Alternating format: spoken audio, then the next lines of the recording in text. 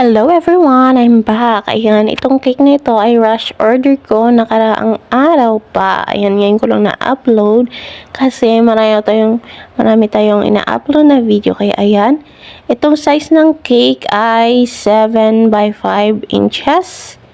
At saka yung flavor niya ay yema cake.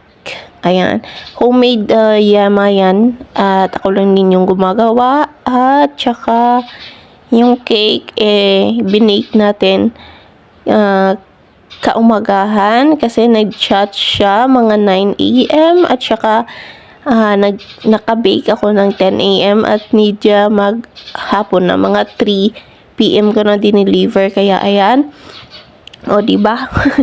Palagi tayong rush order, basta gipit sa rush order kumakapit. Charot. Ayan, wala tayong choice kundi accept natin para naman may benta tayong sa ganyang araw, di ba? Sana all na.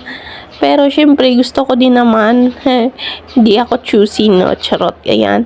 Akala ko babae yung magpa-birthday. Sabi niya lalaki pala. Ayan. Nagpala desisyon na naman tayo sa design, kaya go.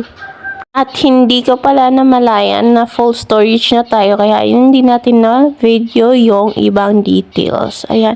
Yan lang guys. Thank you for watching. I hope you enjoy. Love you all, Mama Kiss. Like po.